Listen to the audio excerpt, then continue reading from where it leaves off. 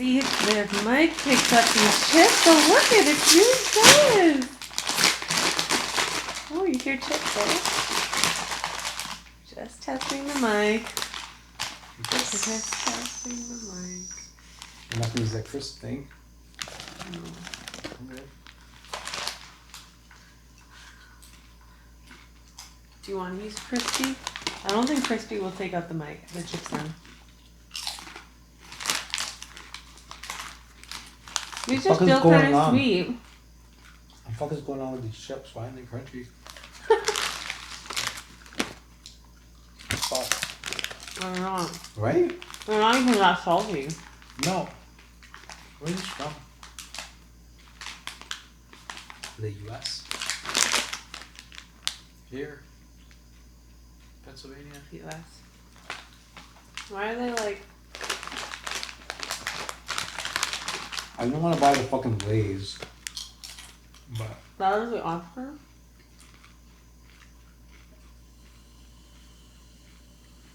How did they know that? Allergens, none. But then below it says manufactured in a facility that also processes milk products. I could be allergic to sapphire, though. These are not crunchy. I think I'm gonna make a salty popcorn. Okay. Okay, I'm gonna have to do that. Want another one before I put down?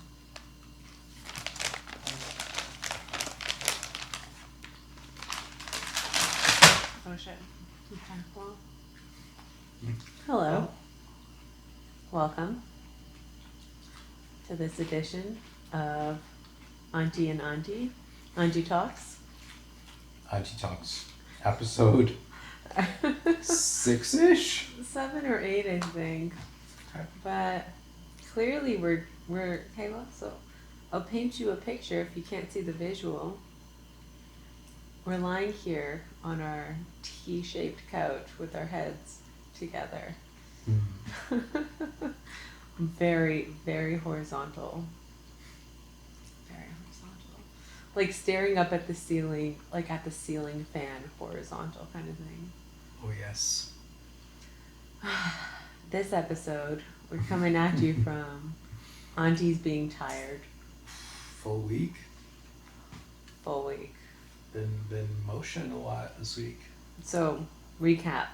We cooked 2 meals this week. One at a restaurant, one at a hotel. One in a family kitchen that's open to the jungle. One in an industrial kitchen, a commercial kitchen that was like super intense. We cooked a total of, we served 36 meals to seated customers, plus 25 meals. So that's like, what, 51? Am I doing that math right? Yes. No. How many meals? 25 on Tonitos plus 36 equals 56. 61. The fuck is 56? Did you just add the 2 and the 3 together and then carry the 6? What the? Math lessons with Auntie. Go to your other auntie for math related questions. This is why we need one auntie with a math degree. Exactly. Okay, we served 61 meals, but we actually made way more than that at one location because we wanted to serve the staff some food too. So we learned something, we'd like to think, after our first service. Yeah, we basically made 70 meals at least this week. And barely ate any of those meals from our fridge, to be honest. We bought groceries and haven't eaten very much of it. And we're tired, actually. What are the ways in which you're tired? How would you describe what is tired? I'm like cellular exhaustion at this point. Like there's one part which was like there's a social element and I feel so over socialized in a way. But at the same time, like parts of me weren't fulfilled in certain social energies, yet I depleted one part of the social energy. So like the hosting, for example, and like making sure everyone's okay, like the nurturing side, but I didn't have a chance to replenish the receiving of nurture. You didn't make room for self-care. Well, I mean, we both talked about like we both like I don't know, like did you not did you feel the same way? Like I felt like I lost a little bit of my self-care track there this Yeah. week because I woke up and it was like what's happening today, and it kind of we went into like it wasn't always an intense conversations, but there was always a conversation to be had about prepping, about cooking, about social media. Not so much about social media, but like more about like prepping and cooking and like logistics. And I use social media because like a lot of our logistics were coming through social media, like people DMing us and like trying to like get everybody that wanted to come a space there. Anyways, it was. I feel like I'm rambling a little bit. I feel like we might be little bitches because we haven't done this type of manual labor in a minute. We did it all at once. There's a lot of unknowns. And I think we got a lot better to the next one. Like we cooked like almost 50% more meals the second time around on Thursday. And it hurt, but it was still like, oof, we got it out. We got it all done. We adjusted. An hour late. We did it within the time window that they tell people, which is 7 to 9. We delivered everything we said we would, and we were one of the few crews to ever feed the staff. And one of the things we told ourselves is that we want to feed ourselves, and we want to take care of the people around us, and we want people to receive some education at this. I feel like the staff last night got actually the best education versus the 36 people we ate upstairs, right? Well, you know what I realized, right? So like it comes back to the conversation Oscillates. that you and I had about like okay, long story short, I'm just gonna make this shorter actually. I realized yesterday when I was getting like I was defensive. I was like oh well, we actually had a plan to serve 20 people, and then that list grew to 30, and we're like okay, you've got to cap it at 30, and then somehow that list somehow turned to 36, and what I realized is that they were taking orders from people at the bar or at the restaurant to order Indian food, and I was like no, like I'm not interested in serving people that didn't partake in the whole experience because of everything you just said of like wanting to educate people about it, but also actually I realized what I was doing was getting really protective over the food that we had and wanting to serve the staff there, especially like the local staff that hadn't actually tried Indian food before. And I was like no no no, like that those people aren't a priority to me. And I realized that because we were at a hotel, it wasn't really about our priorities. It was about like whatever their flex was. And I felt bad because I think I was like a little bit like I said it out loud and they were like confused by why I was saying that. And I was like, no, because this is the food now for the staff and like everyone in the kitchen. Do you know what I mean? Does that make sense? You were being more strict than it sounded like you needed to be, but because you were trying to protect a certain number of meals for the staff. Yeah, exactly. Right. And I know at the time it sounded ludicrous, and y'all were looking at me. You're like, "Yo, what's this crazy person doing? Got so much food here," and like, I wonder if I had a little PTSD from Tuesday night about running out of food. 100% had PTSD from Tuesday night. Yeah, maybe. And I also like wonder. I said this in like the voice note I left you actually. It's like the rigidity that I have. Like this has been such a distilling process and learning about myself and learning about you and like how we both operate, but particularly I feel like I learned so much about myself this last week, especially because it was so quiet and I was so with myself for so long for the last few months, maybe the last fucking COVID era to be honest, and now all of a sudden like doing things that are extremely outward and seeing how I respond to it. Filling out words like laying out. You put a lot of yourself out there. Right? You're like picking recipes. You're curating the experience. You're standing behind the execution of the recipe. You're like making decisions about plating, and then like there's multiple components. Even yesterday's plate wasn't lightweight. Like having to explain it. Did you see how they put on the signboard? Like I wrote out what the whole thing was, and they just put like Indian mystery chef Indian edition. They didn't even attempt to put down the message board because it was a pretty like complicated plate. It's like a bunch of things going on, right? So we also I think put pressure on ourselves to like execute those things, plate them well, explain them well. I don't know. I think also I think we've gotten a better flow about how the kitchen works as well. We like I've grown. I like definitely recognize that there are some things about me about like communication during specific times of stress that Gordon Ramsay taught me not to get quiet in the kitchen, and like shit like that is just like you're just calibrating your voice because it's a new environment. We seem to be in new environments all the time, so one step is like just calibrating for a minute and just figure out what's gonna work. Like yesterday's was hot, it was closed, so hot, there were more people among us like cooking the regular restaurant menu. Floors. Yeah, we were back there for hours, and like our food was like quite labor intensive. It actually did take a team again to pull it off. Literally sweat dripping down my body. My shirt was soaked at the end, but I loved it. Like it was like I was wrung out at the end, and I definitely took like most of today in a mostly sedentary position, but I was happy to get that whole workout in. The mental part, the physical part, the heat. Because what's funny is like I haven't told many people this, but I've always been curious about that experience, and I've always wanted to like step in as a line cook somewhere. This is my inner Anthony Bourdain, like Kitchen Confidential, wanting to see what that environment's like, wanting to see if I'd be able to handle it. And you can appreciate what happens in there in that environment.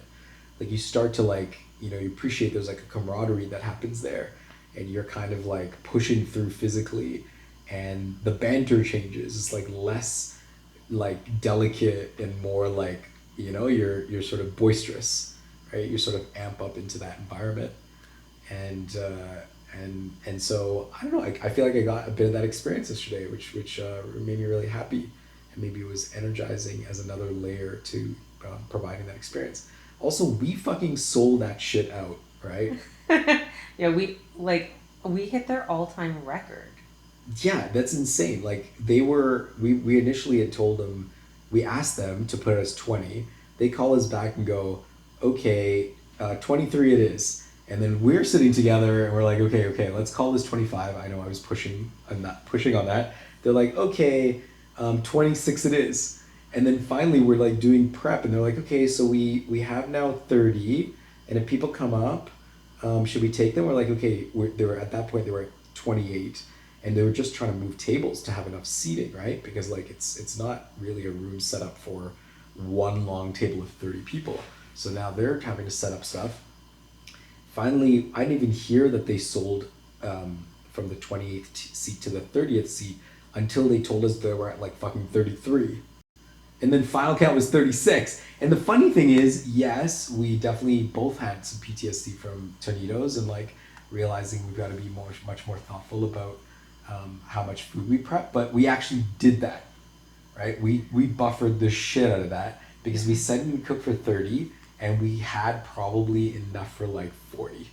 Yeah. Well, we counted 12 staff. Is that 36 not counting staff? Yeah. So we actually served out 48 meals. That's what I mean. We sold Holy it. Fuck. We created because our 2 meals. So we had like plus they were leftovers. So we basically cooked double the amount of the main compared to Nito's. Yeah. Maybe 30% or 35% Thank more. God my mom miscalculated or misheard what I said. When I said 25, she heard 35, and that's how I made so many chickpeas. Yeah. Which kind of got burnt at the end, but it's fine. It's all good. No disaster still, though. Like, we didn't run out of food, which we were worried about. Nobody had to send their food back. Nobody had their face blown off. We were, like, pretty good with spices, I think. I think, like, for me, the disaster felt like me. Why? Because I was really frazzled. Like, I was really hot, and I realized now today that I'm, like, my back's hurting, I'm bloating. I'm like, oh, man, my period's about to, like, drop a record here. Like, I felt, like, so, like, not as kind as I would normally be in a way. But, like, that's just me seeing me. And I felt like, like, I was, like, no, like, I don't want to overstretch. I want to feed the people that are here. Like, I felt very protective energy, like motherly protective energy around I'm like, Marlon is like, has been standing over this grill for fucking ever. We're not here to like serve every person that comes into Selena, like to like Yeah. cook for them. Like this is, anyway, so I wanted to like have like a bit more of a nurturing experience for people. And all I saw us do was like sweat it out. And I was like, if the people that aren't sweating with us aren't eating with us, I'll be pissed. And so I think I could have like gone around that a little bit better, but I was like, I said it out loud yesterday. I was like, I'm hot and cranky. I feel like I need to go put myself somewhere. And all y'all were like, just like, yes, go drink water, go do that. recalibrate. And everyone was so generous about it. But so I just like, I wonder why that happened, and I don't want to chalk it up to like my like menstrual cycle as like the only thing, but I was really scared walking on those floors. Like they were super slippery. And I think I had a lot of anxiety, like being next to that super intense stove and grill. There were everything behind us was on fire. Yeah. Like literally, like propane gas on. Yep. And that was like I think that was maybe I was a little bit overwhelmed by that. Yeah, it wasn't the like familial feel of Tonitos. But I loved it. Industrial.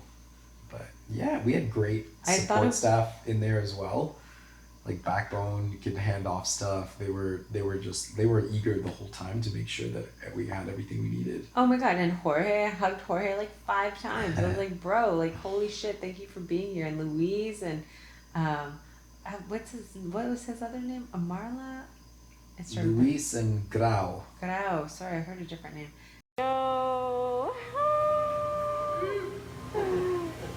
And so they like everyone was just so stand up, and I'm like, I could see how the kitchen is a battlefield. Something people wanting to eat the foods, and fuck, there are people that also wanted to come eat, and we had to turn them away, which is very unlike. Yeah. Have you read that book, Kitchen Confidential? Anthony Bourdain book? I would like consume that as soon as you can, because there's so much that he talks about the kitchen subculture, which you can truly appreciate as being like a fraternity, because it is a lot of dudes wherever you go, and a lot of it has to do with the environment that you're in, and therefore who you become and what types of characteristics are rewarded in that environment, including some of the pain stuff. Like we didn't get into anything super bad around like actually slipping or dropping things or burning. Well, you had a shin splint day one. Oh my god. It's a physical job, right? Like I'm happy that we got our like workouts in yesterday. I think we're both pretty adamant that we were gonna get a workout in, because it takes your whole fucking, your whole body to pull that off.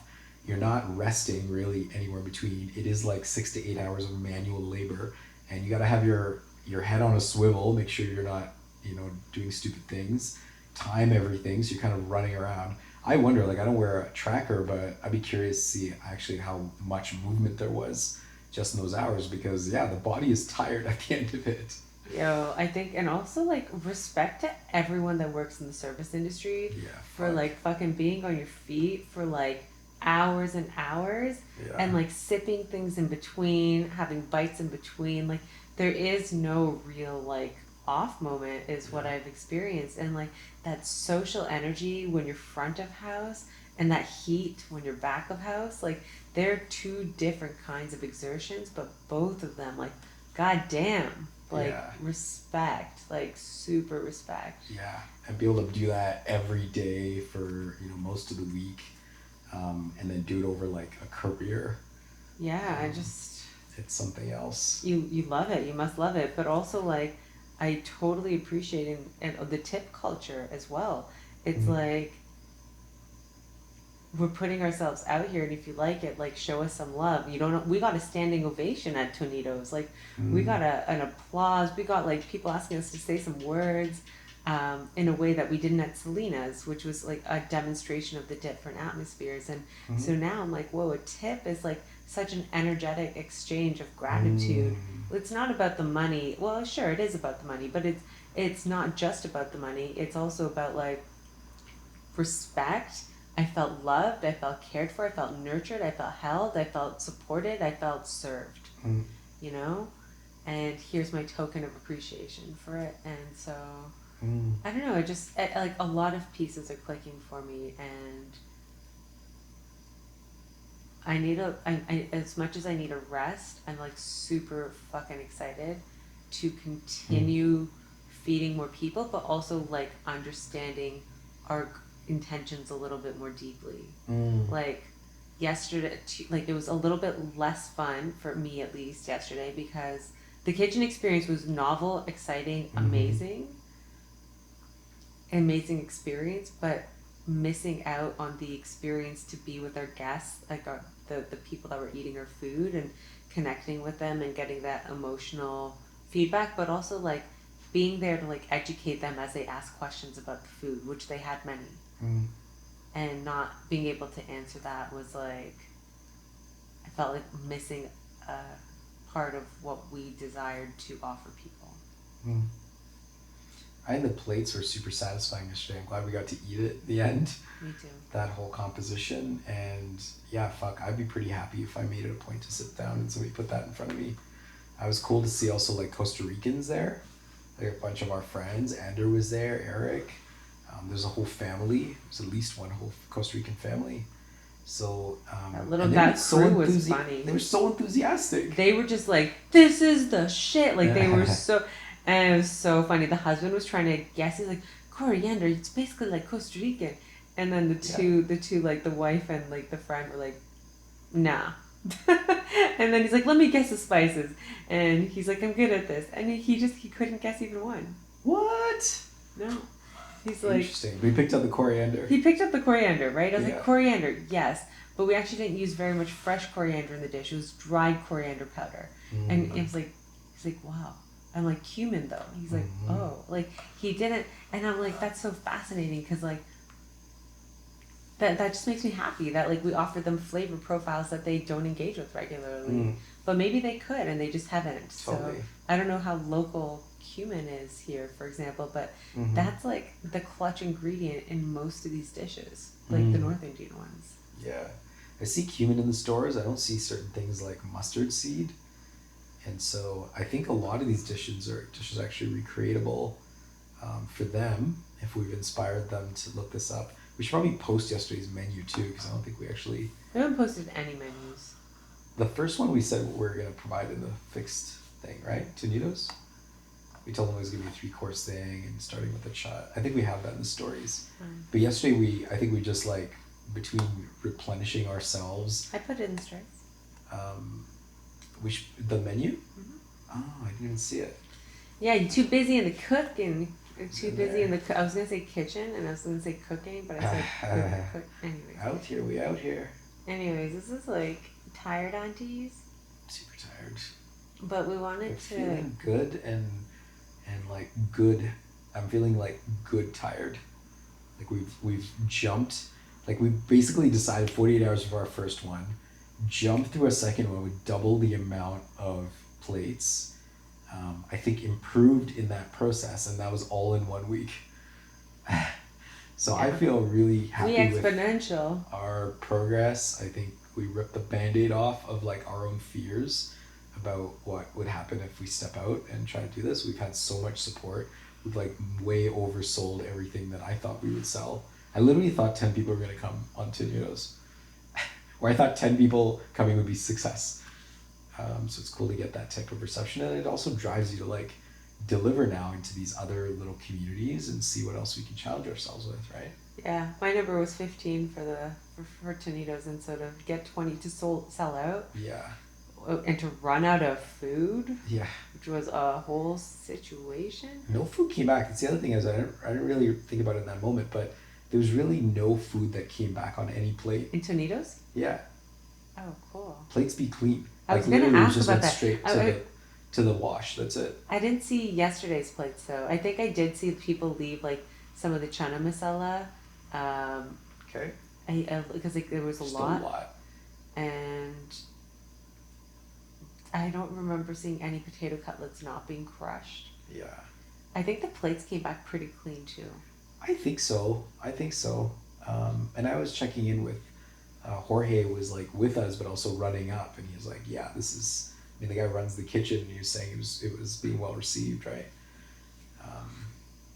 So I think we did them right as well. We like made it worthwhile for Selena to take a chance on us, and Jorge to put his energy in, his extra work to get us even the spices we needed. Yeah, I would champion. And also like shout out to like the people that came to both of our dinners, like our friends that came, Yeah. which was so beautiful, but then also people we didn't know, like Mm. um these two women that came, and they were like, so Morgan was one of the people I sat next to and talked to at the end of the night, and she came to the first dinner. She's one of Andrew's friends, and she was there yesterday, and she's the one. She's like, I told everybody I knew about this, and I'm like, oh, interesting, because I went to the gym, and the guy running the gym was like, hey, I heard about your dinner. I might come tonight. I was like, whoa. Hilarious. And then you went to yoga at another Yeah. location, and she's like, heard about your dinner tonight, yo. Small community, news travels. And I was like, wow, cool. I'm super curious about the Indian food delivery that comes through from Liberia. We get maybe next week. Wow. Should we get it? Should we get it? Actually, you know what? Jenny Rose is going to Liberia tomorrow. We could talk about this off camera, but there could be an opportunity to have. We want to sample all the Indian dishes so we could experience the Yeah. love of our people across this country. And maybe Costa Rica. meet some people in the same movement, right? Like, who are you? Why are you cooking Indian food? What's your connection to this? You know, so I think it's been really enlightening to meet so many interesting people I wouldn't have met otherwise. Yeah. It sort of shows you the power of food to bridge cultures, because people are curious, and it's something like knowable, right? It's ephemeral, but also knowable, that you are teaching, you are exposing yourself to something new, a different art. I want to share a quick reflection with you as I like was upstairs serving food and like had a chance to linger for just a few moments. Was people were saying that like this is the best meal that they've had in like several months. That the like spice palette, the spices were phenomenal, and also like one chick was like, she said an interesting contrast. She's like, you know, if I was in New York and eating like as I would in like a city is one thing, but like after being here in Costa Rica for so long, like this is just like wow, like I needed this. And which is like so much so how we felt. It's like I love the food here, I love the people, I love the community, but like man, I miss the like the flavors, the like pungent, potent, tangy, sour, bitter, spicy combination of flavors. That's such a beautiful thing to get that sort of feedback. I'm glad we got to taste the food, and I would agree with a lot of that. I think they were honestly executed dishes. I think that, of course, we were seasoning right to the end, but I think we got it. I think we didn't hold back this time, which was great. And people, I think, were encouraging even for us to lean into the spice. I think maybe the thing we do is like put something out there that tempers spice for somebody that really can't handle it, but I think that's like a super minority. I think that's maybe a couple of people at every sitting are there, and they're a bit cautious, and we want to give them an out. So maybe it's like, yeah, we could figure out something cooling, but these foods are best when they are at their fullest expression. And the spice isn't just about the heat. The spice, I think, opens up your taste buds. It gives you the sense of euphoria. Spice is not just a taste, it's a feeling. And it's not about just being spicy, it's about spices, like making it very as spiced as we want it to be, and the spiciness, the heat isn't the only flavor profile that we're seeking. But also I think we're learning about the potency of their chilies here. Yeah. Well, we used 3 different types yesterday too, which I thought was pretty bold. 3 different heats. Oh my god, I was dying when I ate the habanero. Yeah, habanero ain't no joke. No, it's not a joke. Also very distinct taste. So like these green chilies, the long green chilies that we generally use in our cooking, um, it's a different kind of heat. Mm-hmm. Yeah, there's an art to understanding Mm, those chilies and in concert and when you cook them and pickle them and stuff, right? Yeah, I wanted to say more, and I realized I was like, that's the end of my vocabulary that I can express about the differences between chilies. It's just that they're different. Yeah, I'm sure there's like a huge. I mean, I know there's a huge science around that and art and culture.